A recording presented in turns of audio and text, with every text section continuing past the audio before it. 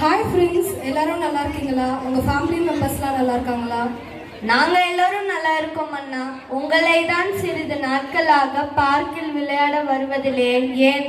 ஆமாக்கா, நானும் கவனித்தேன். யாருக்கேனும் உடல் நலம் சரியில்லையா? என் பாட்டிக்கு உடல் நலம் சரியில்லை. அவருடன் டைம் ஸ்பெண்ட் பண்ணிட்டு இருந்தேன். ஓ, டூ போரிங். ஓல்ட் பீப்பிள் நிறைய அட்வைஸ் செய்வார்கள். எந்நேரமும் படி படி என்று சொல்லிக்கிட்டே இருப்பார்கள். Don't do that, don't do this என ஆர்டர் செய்வார்கள். உண்மைதான். பேச ஆரம்பித்தால் எப்போதும் ஓயாமல் பேசிக்கொண்டே இருப்பார்கள். நம் தலைமுறைக்கு அவ்வளவு பொறுமை இல்லை. என்ன செய்வது? ஆமாம், சற்று சிந்தியுங்கள். நம்மின் பல பேர் இப்போது நியூக்ளியர் ஃபேமிலியாகத்தான் வாழ்கிறோம். சில பேர் மட்டுமே ஜாயிண்ட் ஃபேமிலியாக வாழ்கிறோம். நீ கூறுவது உண்மையே.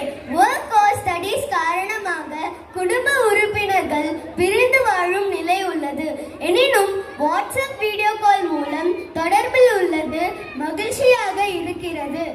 பல வயதானவர்களுக்கு இன்றைய அறிவியல் வளர்ச்சியுடன் இணைந்த ஆப்களை உபயோகப்படுத்த தெரியவில்லை. ஆனால் சிலர் யங்ஸ்டருடன் போட்டி போட்டுக்கொண்டு பல விஷயங்களை ஆராய்ந்து செய்கிறார்கள். பார்ப்பதற்கு மகிழ்ச்சியாக இருக்கிறது. என்ன செய்வது? அவர்களுடைய வயதும் உடல்நிலையும் இதற்கு முக்கியமான காரணம். சில விஷயங்களை பலமுறை சொல்லிக் கொடுத்தாலும் தவறாகவோ அல்லது மறந்தோ விடுகிறார்கள்.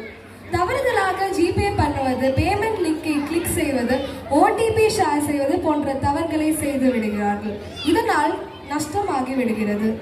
நம்ம எத்தனை பேர் அவர்களோடு நேரம் செலவிடுகிறோம்? அவர்களுடைய தேவைகளை நிறைவேற்ற முயற்சி எடுக்கிறோமா? நீங்களே சொல்லுங்கள். ரிலேட்டிவ்ஸ் முன்பெல்லாம் அடிக்கடி நம் வீட்டுக்கு வருவார்கள். நாமும் அவர்கள் வீட்டுக்கு போய் வருவோம். பெரியவர்களுடன் மனம் விட்டு பேசுவார்கள். அவர்கள் தங்களது மகிழ்ச்சி, கவலை போன்றவற்றை ஷேர் செய்வார்கள். ஆனால் தற்போது யாரும் வீட்டிற்கு வருவதில்லை. இன்விடேஷன் வாட்ஸ்அப்பில் வருகிறது. பெரியவர்களின் கருத்துக்களை யாரும் மதித்து கேட்பதில்லை. மீறி அவர்களே கூறினால் கூட காது கொடுத்து கேட்பதில்லை.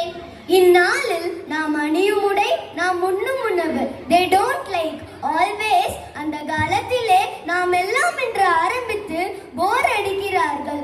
காலம் மாறிவிட்டது என்பதை உணர மறுக்கிறார்கள். மாற்றம் ஒன்றே மாறாது அல்ல. பெரியவர் கேட்டால் அவர்கள் பாயிண்டர் திணிப்பார்கள், அசைது விடுவார்கள் எண்ணுகிறார்கள்.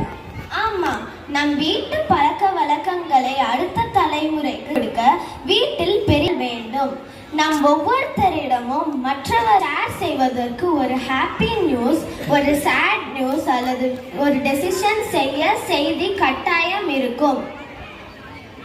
வெளி இடங்கள் like bank, hospital, temple, shopping mall போன்ற இடங்களுக்கு செல்ல வயதானவர்களுக்கு துணை தேவைப்படுகிறது. அவர்கள் தங்களிடம் கேட்பார்களோ என்று பயந்து நம் உறவினர்கள் அவர்களை அவாய்ட் செய்கிறார்கள். துணைக்கு வீட்டு வேலைக்கு ஆள் வைத்தாலும் அவர்களை பெரிதும் நம்ப முடிவதில்லை.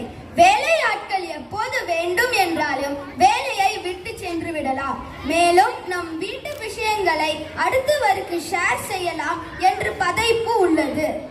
ஆமாம், வயதானவர்களிடம் நலமாக இருக்கிறீர்களா, சாப்பிட்டீர்களா போன்ற சாதாரண கேள்விகளை கூட நான் கேட்பதில்லை. வீட்டில் பக்கத்தில் உள்ளவர்கள் கூட மேற்கூறிய காரணத்தினால் இவர்களிடம் நெருங்குவதில்லை. வயதானவர்களின் உடல்நிலையும் மனநிலையும் மற்றவர்களிடம் இருந்து அவர்களை ஒதுங்கி இருக்க செய்கிறது. வாழ்க்கை துணை இழந்தவர்களின் நிலைமை மேலும் பரிதாபத்திற்கு உரியதாக உள்ளது. வீட்டிற்குள்ளேயே பேச ஆள் இல்லாமல், வெளியிடத்திற்கு தகுந்த துணை இல்லாமல் போக சிரமமாக உள்ளது. பலரது பிள்ளைகள் வெளிநாட்டில் வாழ்கிறார்கள். அவர்கள் லீவுக்கு இங்கு வரும்போது ஆல்ரெடி ப்ரீ பிளான் செய்து கொண்டு வரார்கள். பல என்கேஜ்மெண்ட்ஸ் நடுவில் பெற்றோருடன் நேரம் செலவிடுவது குறைந்து விடுகிறது. மனநிறைவு என்பது அனைவருக்கும் கிடைக்க வேண்டிய ஒன்று. உயிர் வாழ எப்படி ஆக்சிஜன் முக்கியமோ அதே போல் பேசும் மனிதர்களுக்கு பேசுவதும் முக்கியம். அவர்களுடன் சிறிது நேரம் பேசியும் விளையாடியும் வாழ்ந்து பாருங்கள். வாழ்க்கை எவ்வளவு நிறைவானது என்று உங்களுக்கே புரியும். ஒரு கரையில் நட்சத்திர மீன்கள் அலைகளால் கரை ஒதுங்கியது. ஒரு சிறுவன் தன்னால் முடிந்த அளவு அவற்றை மீண்டும் கடலில் தூக்கி இதை பார்த்த ஒரு முதியவர், நீ என்ன செய்து கொண்டிருக்கிறாய் என்று கேட்டார். அதற்கு அச்சிறுவன், இந்த மீன்கள் மீது சூரிய ஒளி பட்டால் அவை இறந்துவிடும், எனவே அவற்றை கடலில் தூக்கி வீசுகிறேன் என்றான். இங்கு நிறைய மீன்கள் உள்ளன, ஆனால் சிலவற்றை மட்டும் தூக்கி எறிகிறாய். இதனால் என்ன பெரிய மாற்றம் ஏற்பட போகிறது? அதற்கு அந்த சிறுவன், தாத்தா, என்னால் எல்லா மீன்களையும் காப்பாற்ற முடியாது, ஒப்புக்கொள்கிறேன். ஆனால் ஒரு சிறு முயற்சி சில மீன்களை மட்டுமாவது காப்பாற்ற முடியும் அல்லவா? இதனால் பெரிய மாற்றம் நிகழும். நாம் ஆசைப்படுவது போல் இவ்வுலகம் ஒரே நாளில் மாறப்போவதில்லை. பெரிய மாற்றத்தை எதிர்பார்த்தால் உடனே சின்ன செயலில் இருந்துதான் தொடங்க வேண்டும். அச்செயலை நம்மிடமிருந்தே தொடங்க வேண்டும்.